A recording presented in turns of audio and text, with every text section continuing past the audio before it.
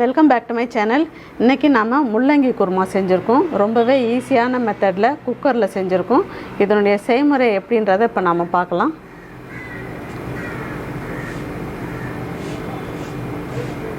இப்போ அடுப்பை ஸ்டார்ட் பண்ணிவிட்டு இது மாதிரி ஒரு குக்கர் வச்சுருக்கேன்.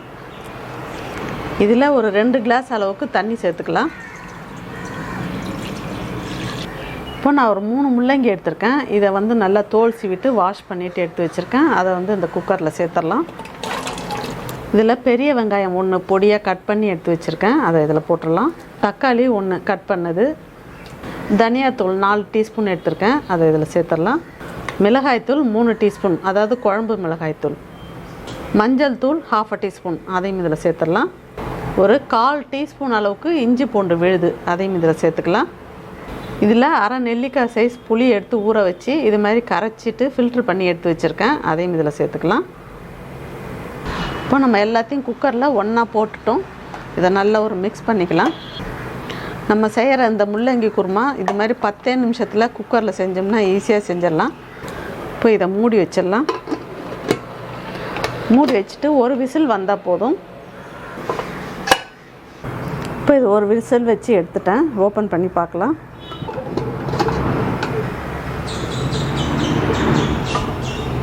இப்போ இதில் போட்டிருக்கிற முள்ளங்கி பார்த்திங்கன்னா ரொம்ப வேகாத, நல்லா கரெக்டாக வெந்திருக்கு பாருங்கள். அதனால் இது ஒரு விசில் வச்சா போதும். இப்போ இதை தாளிச்சிடலாம். இப்போ நம்ம குழம்பு தாளிக்கிறதுக்கு அடுப்பை ஸ்டார்ட் பண்ணிவிட்டு இது மாதிரி ஒரு கடாய் எடுத்துக்கலாம். இதில் தேவையான அளவுக்கு எண்ணெய் சேர்த்துக்கலாம். இப்போ எண்ணெய் நல்லா காஞ்சிடுச்சு. இதில் ஒரு 8 நம்பர் கிராம்பு சேர்த்துக்கலாம். பட்டை இது மாதிரி பொடியாக கட் பண்ணி 1/2 இன்ச் அளவில் எடுத்து இதில் சேர்த்துக்கலாம்.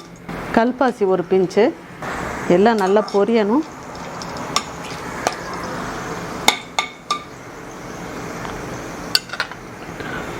இப்போ ஒரு டீஸ்பூன் அளவுக்கு இஞ்சி பூண்டு விழுது சேர்த்துக்கலாம்.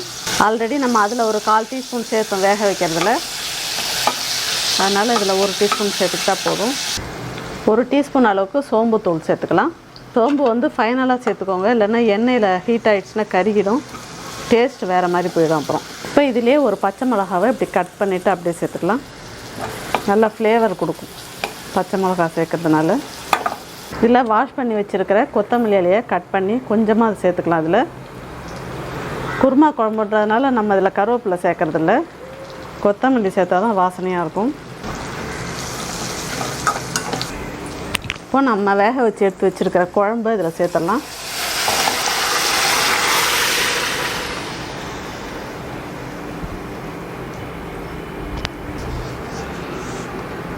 ஊற்றிட்டு நல்லா மிக்ஸ் பண்ணிக்கலாம்.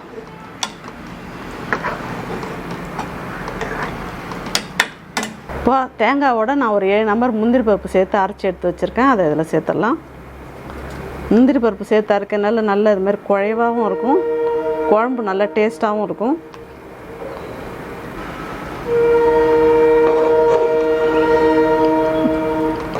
இப்போ இதை நல்லா மிக்ஸ் பண்ணிக்கலாம்.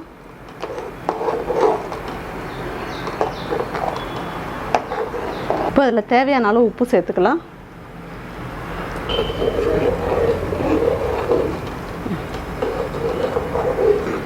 குழம்பு ரொம்ப திக்காக இருக்கிறதுனால தேவையான அளவுக்கு தண்ணி சேர்த்துக்கலாம். நான் ஹாட் வாட்டர் தான் சேர்த்துக்கிறேன். ஹாட் வாட்டர் சேர்த்து செஞ்சிங்கன்னா டேஸ்ட் மாறாத இருக்கும். இப்போ நம்ம தேங்காய் சேர்த்துட்டு ஒரு 2 நிமிஷம் மூடி வச்சா போதும். ரொம்ப நேரம் கொதிக்க விட வேண்டியதில்லை.